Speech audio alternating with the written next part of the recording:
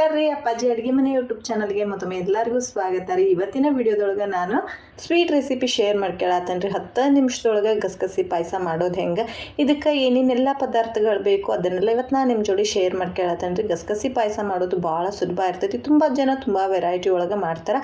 ನಾನು ತುಂಬಾ ಸಿಂಪಲ್ಲಾಗಿ 10 ನಿಮಿಷದೊಳಗೆ ಮಾಡಿ ನಿಮ್ಗೆ ಶೇರ್ ಮಾಡ್ಕೋತೀನಿ ರೀ. ಅದಕ್ಕೆ ಏನೇನೆಲ್ಲ ಬೇಕು ನೋಡ್ಕೊಂಬಿಡ್ರಿ.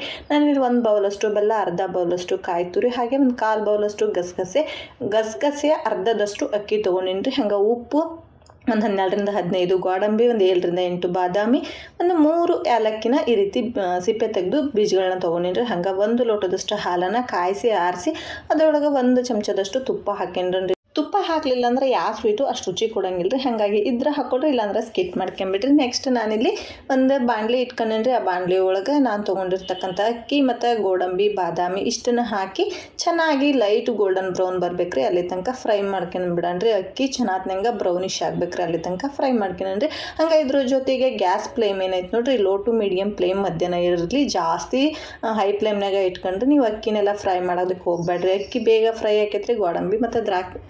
ಗೋಡಂಬಿ ಮತ್ತು ಬಾದಾಮಿ ಏನೈತಿ ಅದು ಬೇಗನ ಫ್ರೈ ಆಗಂಗಿಲ್ಲ ರೀ. ಹಾಗಾಗಿ ಕಡಿಮೆ ಉರಿ ಇಟ್ಕೊಂಡು ಆದಷ್ಟು ಇದನ್ನು ಫ್ರೈ ಮಾಡ್ಕೊಳ್ರಿ.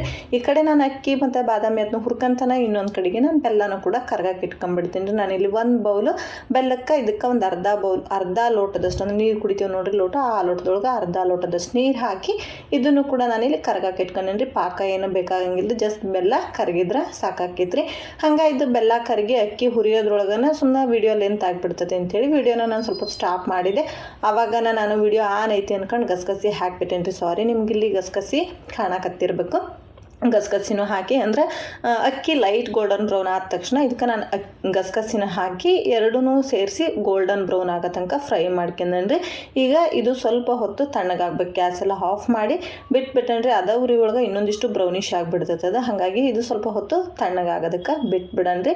ಈಗ ಇದು ಕಂಪ್ಲೀಟಾಗಿ ತಣ್ಣಗಾದ್ಮೇಲೆ ಇದನ್ನು ನಾನಿಲ್ಲಿ ಒಂದು ಮಿಕ್ಸಿ ಜಾರಿಗೆ ಹಾಕ್ಕೊಳ್ತೀನಿ ನೋಡಿರಿ. ಇದಕ್ಕೆ ನಾನು ಜಾಸ್ತಿ ಇಂಗ್ರೀಡಿಯೆಂಟ್ಸ್ ಏನೂ ಬಳಸಿಲ್ಲ, ಟೈಮು ಜಾಸ್ತಿ ಹೋಗಂಗಿಲ್ಲ. ಹುರಿಯಾಕ ಒಂದು 4ರಿಂದ 5 ನಿಮಿಷ ಹೋಗ್ಬೋದು ಅಷ್ಟನ.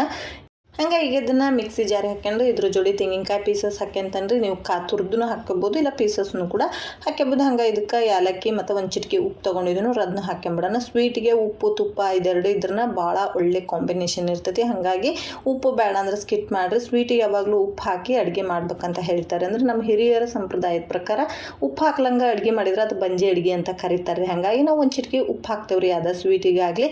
ಈಗ ಇದಕ್ಕೆ ಸ್ವಲ್ಪ ನೀರು ಹಾಕಿ ನೈಸಾಗಿ ರುಬ್ಕೊಂಬಂದೇನಿ ರೀ. ನೀವು ರುಬ್ಬುವಾಗ ನೀರು ಎಷ್ಟು ಬೇಕು ನೋಡಿ ಹಾಕ್ಕೊಳ್ರಿ. ಒಂದು ಸ್ವಲ್ಪ ಹೆಚ್ಚು ಕಮ್ಮಿ ಹಾಕ್ಯಂಡ್ರೆ ಇದಕ್ಕೆ ಏನೂ ಆಗಂಗಿಲ್ಲ ರೀ. ನೆಕ್ಸ್ಟ್ ಒಂದು ಪಾತ್ರೆ ಇಟ್ಕೊಂಡು ಗ್ಯಾಸ್ನ ಮತ್ತು ನಾನು ಸಣ್ಣ ಉರಿಯಾಗನ ಇಟ್ಕೊಂಡೇನಿ ರೀ.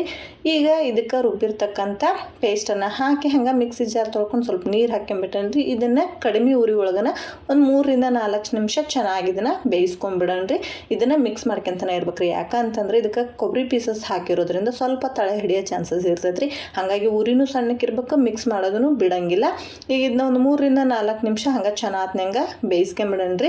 ಅಂದ್ರೆ ಹಸಿ ಕೊಬ್ಬರಿದ್ದು ಸ್ಮೆಲ್ ಏನಿರ್ತೈತೆ ನೋಡ್ರಿ ಅದೆಲ್ಲ ಹೋಗ್ತೈತಿ. ಒಂದು 3-4 ನಿಮಿಷ ಇದನ್ನು ಈ ರೀತಿ ಮಿಕ್ಸ್ ಮಾಡ್ಕೊತ ಇದ್ರನ್ನ ಸಾಕಾಕೈತ್ರಿ.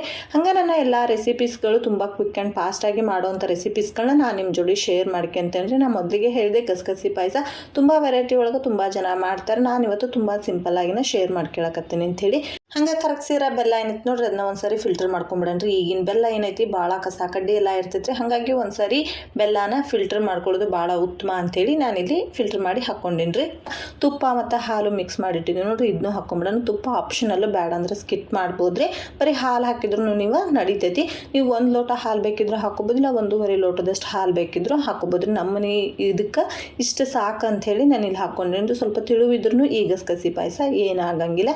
ಈಗ ಇದನ್ನು ಚೆನ್ನಾಗಿ ಮಿಕ್ಸ್ ಮಾಡ್ಕೊಂಬಿಡಣ್ರಿ. ಅಂದ್ರೆ ಹಾಲು ಬೆಲ್ಲ ಮತ್ತು ಕೊಬ್ಬರಿದು ಅದೇನು ಪೇಸ್ಟ್ ಹಾಕಿದ್ವಿ ಅದೆಲ್ಲ ಚೆನ್ನಾಗಿ ಮಿಕ್ಸ್ ಆಗೋ ರೀತಿ ಒಂದ್ಸರಿ ಚೆನ್ನಾಗಿ ಮಿಕ್ಸ್ ಮಾಡ್ಕೊಂಬಿಡಣ್ರಿ. ಈಗ ನೆಕ್ಸ್ಟ್ ನೋಡಿರಿ ಈ ಥಿಕ್ನೆಸ್ ಒಳಗೆ ಇದೈತಿ. ಒಂದು 5ರಿಂದ 6 ನಿಮಿಷ ಕುದಿಸಿದ್ರೆ ಸಾಕ್ರಿ. ಇದು ಸ್ವಲ್ಪ ಗಟ್ಟಿ ಆಗಿಬಿಡ್ತೈತೆ ರೀ. ನಾನು ನಿಮಗೆ ತೋರಿಸ್ತೀನಿ ರೀ. ಈಗ ನೋಡಿರಿ ಇದನ್ನು ಸಣ್ಣ ಉರಿ ಒಳಗೆ ನಂಗೆ 5ರಿಂದ 6 ನಿಮಿಷ ಕುದಿಸ್ಕೊಂಬಿಡಣ್ರಿ. ಇದು ಟೋಟಲ್ ಆಗಿ ಅಂತಂದ್ರೆ ಒಂದು 10 ನಿಮಿಷದೊಳಗನ ಈ ಒಂದು ಗಸಗಸಿ ಪಾಯಸ ರೆಡಿ ಆಕತ್ರಿ. ನಿಮ್ಗೆ ಹಂಗೆ ಈ ರೆಸಿಪೀಸ್ಗಳು ಇಷ್ಟ ಆಗತ್ತೈತಿ ಅಂತ ಅಂದ್ಕೊಂಡಿನಿ ರೀ. ಈಗ ನೋಡಿರಿ ಇದು ಒಂದು ಕುದಿ ಬಂದೈತಿ. ಇಷ್ಟು ಒಂದು ಕುದಿ ಬಂದ್ರೆ ಸಾಕಾಕೈತ್ರಿ. ಹಂಗೆ ಒಂದು ಸ್ವಲ್ಪ ತಿಕ್ನೆಸ್ಸು ಕೂಡ ಆಗೈತಿ. ನಾ ಮೊದಲ ಹೇಳಿದೆ ನಿಮಗೆ ತಿಳಬೇಕಂದ್ರೆ ಇದಕ್ಕೆ ಇನ್ನೊಂದು ಸ್ವಲ್ಪ ನೀವು ಹಾಲನ್ನು ಕೂಡ ಆ್ಯಡ್ ಮಾಡ್ಕೋಬೋದು ಅಂಥೇಳಿ. ಈಗ ಇಷ್ಟು ಗಸಗಸಿ ಪಾಯಸ ಇಷ್ಟು ತಿಕ್ಕಾಗಿ ಇದ್ರೆ ಸಾಕಾಕೈತಿ ಅಂತ ಅಂದ್ಕೊಂಡೇನಿ ರೀ. ಗ್ಯಾಸ್ನ ಆಫ್ ಮಾಡಿ ಈಗ ನಾನು ಒಂದು ಸರ್ವಿಂಗ್ ಬೌಲ್ಗೆ ಸರ್ವ್ ಮಾಡ್ಕೊಂಡ್ಬಿಡ್ತೇನೆ ರೀ. ಹಂಗೆ ಸ್ನೇಹಿತರೆ ನಿಮ್ಗೆ ಈ ಒಂದು ರೆಸಿಪಿ ಹೆಂಗೆ ಅನ್ನಿಸ್ತು, ಇಷ್ಟ ಆಯ್ತಾ? ಒಂದು ವೇಳೆ ಈ ರೆಸಿಪಿ ನಿಮ್ಗೆ ಇಷ್ಟ ಆಗಿದ್ರೆ ದಯವಿಟ್ಟು ಒಂದು ಲೈಕ್ ಮಾಡೋದನ್ನು ಮರಿಬೇಡ್ರಿ.